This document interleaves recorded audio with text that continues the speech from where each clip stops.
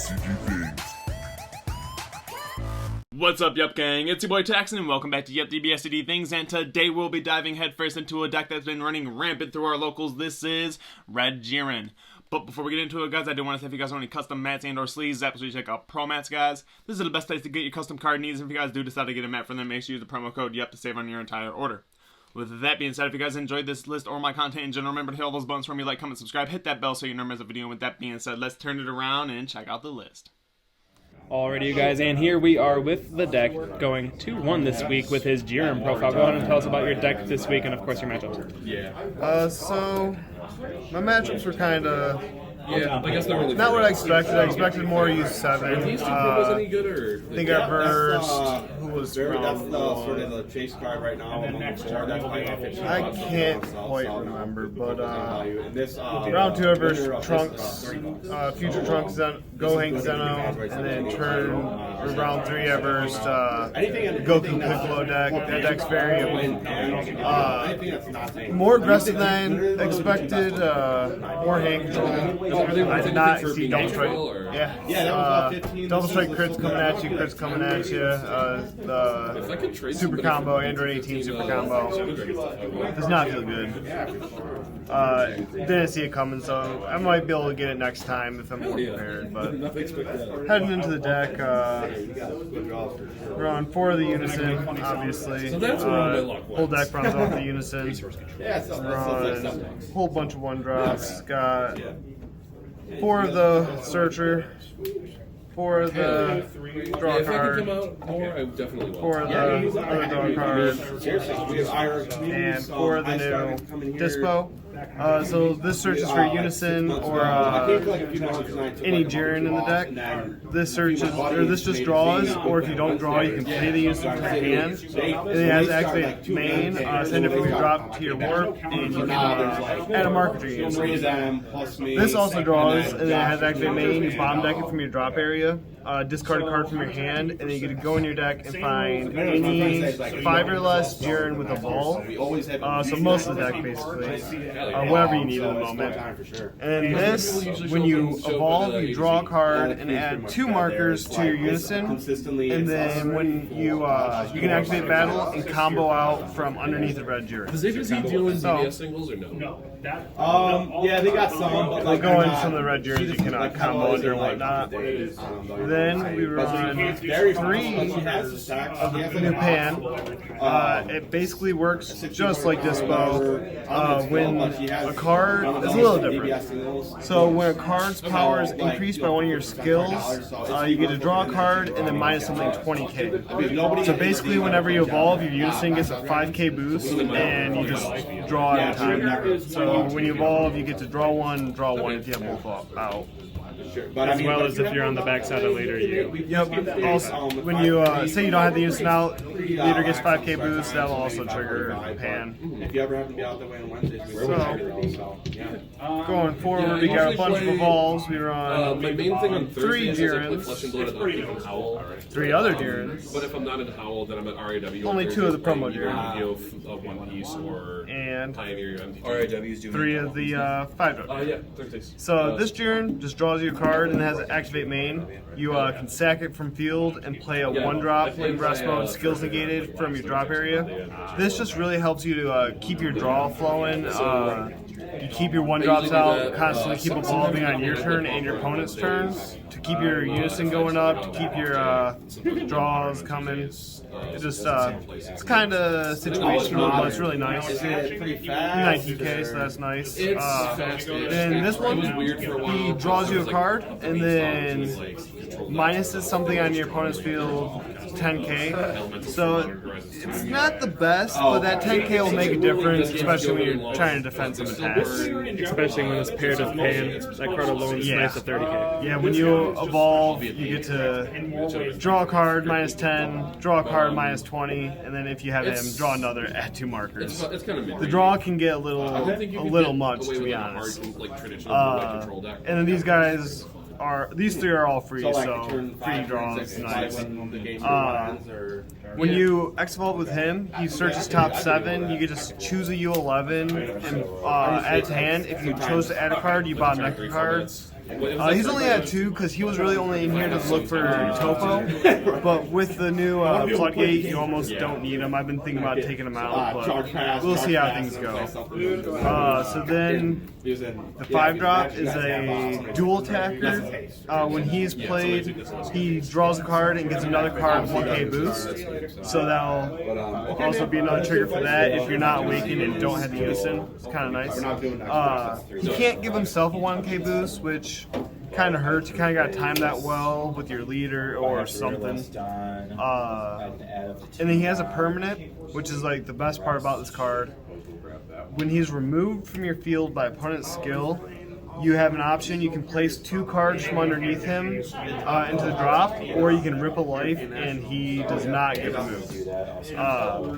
You can evolve on a 1-drop or a 4-drop. So say you put one of these down on 1-drop, you can just go right on top of it, and those are your 2 cards.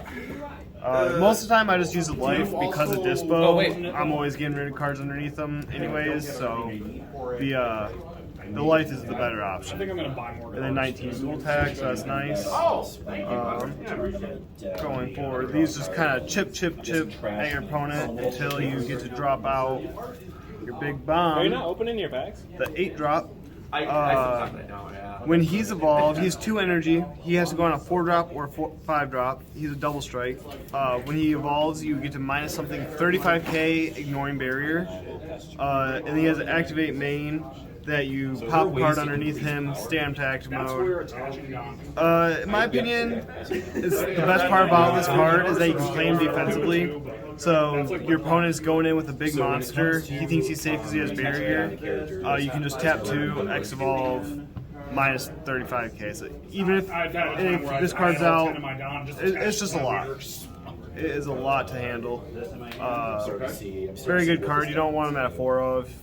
You can't come out till your opponent has 3 energy, I believe.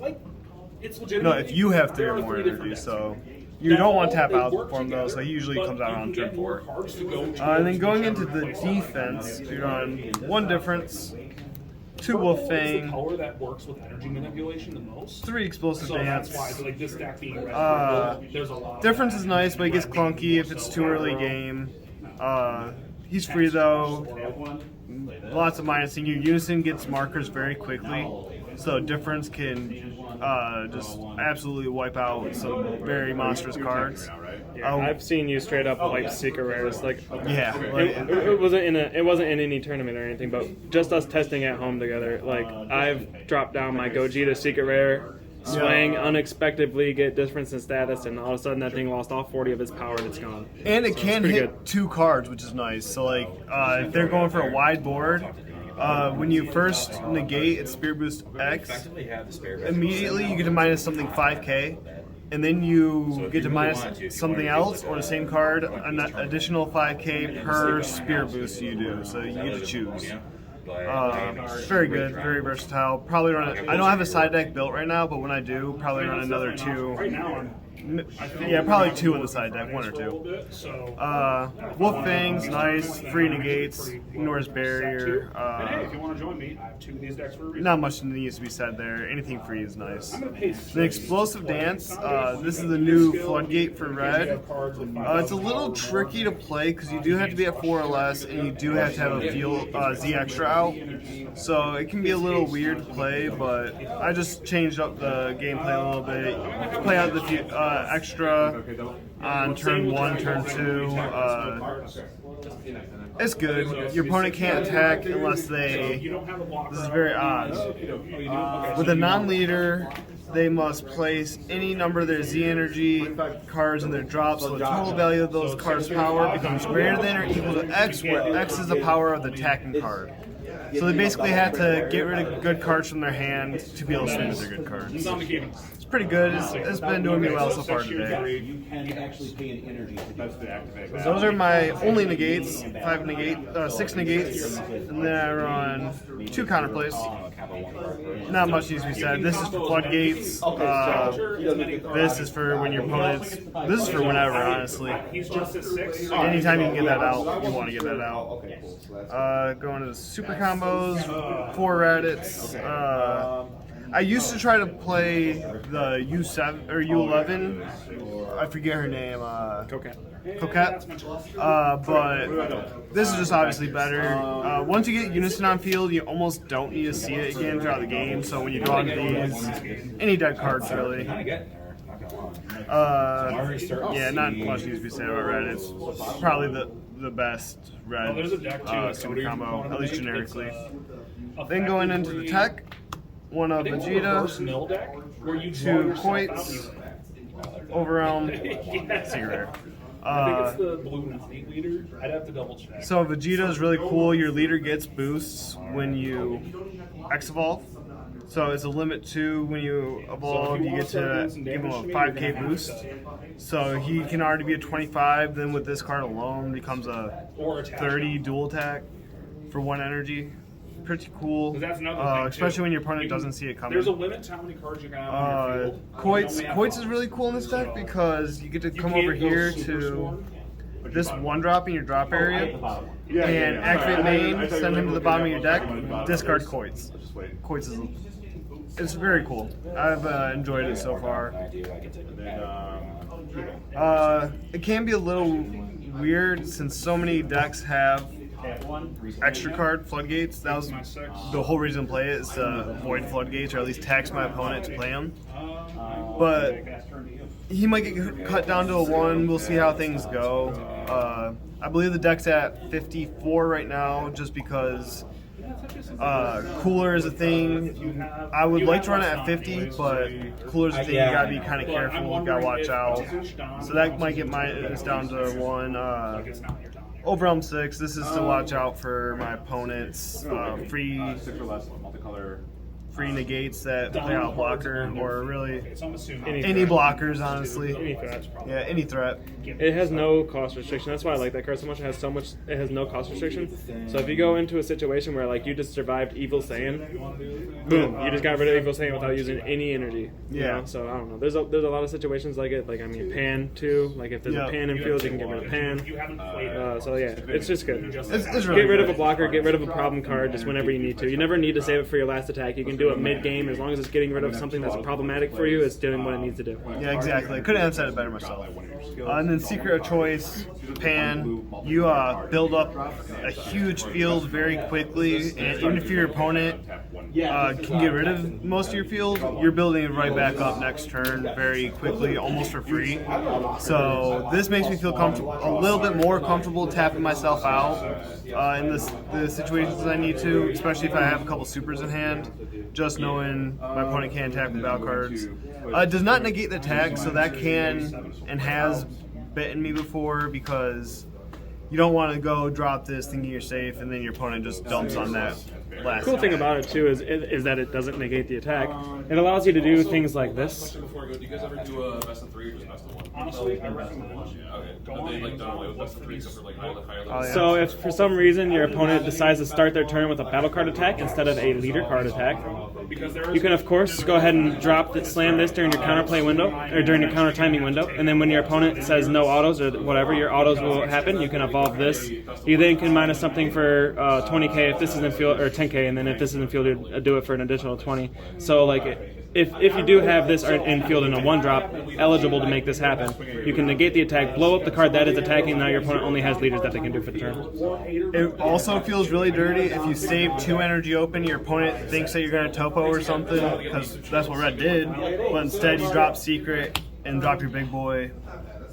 It hurts. It hurts a lot. Absolutely. So yeah, that's Secret of Choice. Very good. If she happens to stay, she gets to take control of something. Almost never happens, but it's cool. If it does, it does. Yep. With that being said, that was your main board. Do you want to talk about your Z deck real quick? Yes. 2 seconds. Let me clean this up. So, Z deck, I got all 7. We run the Z extra, obviously, for explosive dance, and it's just really good. It's coming very handy. Mid bell step minus, along with the other minusing going on in the deck, really helps. One of Vegeta helped me awaken. I do only awaken at 4 or less, so sometimes you need to be able to do that if your opponent's playing games with you. One Vegeta, he's just good. 2 and 2. If you have a lot of Z energy, he can become a bomb, dual attack, double strike barrier, and I think he restands. Yeah, he can restand, get that if you have 4 more Z energy, so he's pretty cool. Have not played him too much. If they come out with another Z card, that'll probably be the slot that gets removed. Then we got Super Saiyan 4 Goku. This card is crazy. If your opponent is at 4 life at the start of your turn 3, turn 4, you can play him out, burn him down to 3, -7, burn him down to 2. It hurts a lot, and then after that, everything you're going in with basically is kill shots. You start swinging with your double strikes, you start swinging with him. If you can get him out, everything is a kill shot at that point. And then the new Z Extra, or the new Z Battle card, Jiren, he gets reduced to a 1-drop if your unison has 4 more markers.